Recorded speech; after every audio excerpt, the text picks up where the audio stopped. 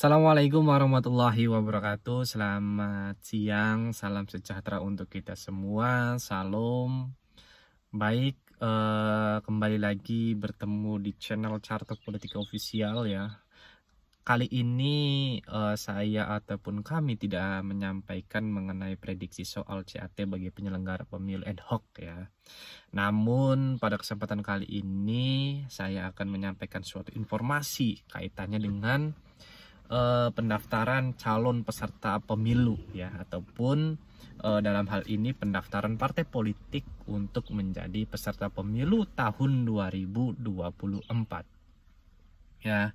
Di sini saya mendapatkan informasi dari media online nasional tempo.com ya. Untuk link pemberitaannya saya lampirkan di deskripsi ya. Bahwasanya per tanggal 1 Agustus kemarin terdapat 9 partai politik ya yang telah mendaftarkan sebagai peserta pemilu tahun 2024. Nah, dari 9 partai ini terdapat 6 partai yang telah dinyatakan lengkap dokumennya seperti itu, dan berarti ada 3 partai yang belum lengkap ya secara dokumennya. Nah, 9 partai ini apa saja sih? Yaitu yang pertama ada Partai Demokrasi Indonesia Perjuangan atau PDIP. Kemudian ada Partai Keadilan Persatuan atau disingkat dengan PKP. Yang ketiga ada Partai Reformasi. Yang keempat ada Partai Keadilan Sejahtera atau disingkat dengan PKS. Kemudian yang kelima ada Partai Rakyat Adil Makmur atau disingkat dengan PRIMA ya. Kemudian yang keenam itu ada Partai Persatuan Indonesia atau yang disebut dengan Partai Perindo. Kemudian ada Partai Nasdem, dan 8 ada Partai Bulan Bintang, PBB, dan yang terakhir ada Partai Negeri Daulat Indonesia atau disebut Partai Pandai seperti itu. Nah, dari 9 partai yang tadi saya sebutkan itu ada 6 partai yang dinyatakan lengkap dokumen. Apa saja? Pertama, itu ada Partai Demokrasi Indonesia Perjuangan, PDI. Kemudian ada PKP, itu Partai Keadilan dan Persatuan. Kemudian ada yang ketiga itu Partai Keadilan Sejahtera, PKS. Yang keempat Partai Persatuan Indonesia atau Perindo. Yang kelima itu Partai Nasdem, dan yang terakhir keenam itu Partai Bulan Bintang, yaitu PBB. Nah, keenam partai itu telah dinyatakan lengkap dokumennya ya kan, seperti itu. Kemudian dalam konferensi persnya KPU masih membuka masa pendaftaran partai politik peserta pemilu 2024 itu hingga 14 Agustus 2022 ya. Kemudian pada saat yang sama KPU ini melakukan verifikasi administrasi atau Vermin ya terhadap berkas-berkas yang telah diserahkan ke KPU seperti itu. Kemudian setelah masa pendaftaran, KPU ini akan mengumumkan daftar yang lolos ya, daftar partai politik yang dinyatakan lolos, yaitu diumumkan oleh KPU.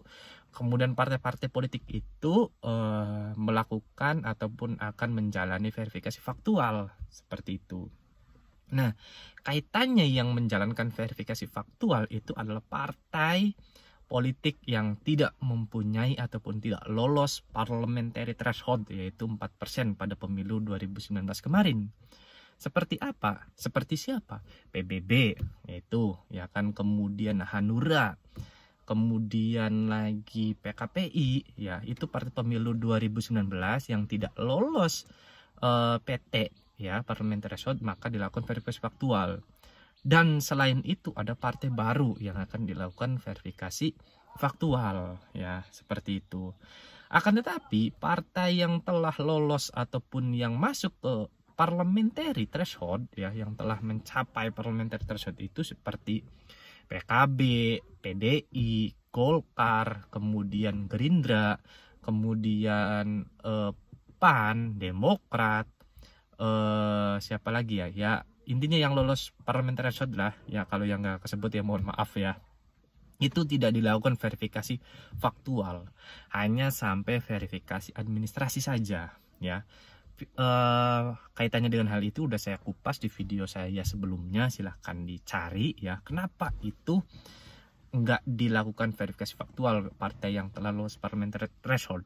Itu ada putusan Mahkamah Konstitusinya ya.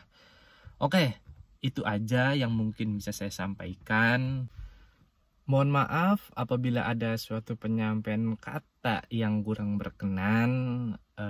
Mari kita menjaga kondusivitas, mari kita sukseskan pemilu 2024 dengan berpartisipasi ya, untuk menentukan wakil kita ya yang ada di Senayan, untuk menentukan pemimpin kita nanti selama 5 tahun.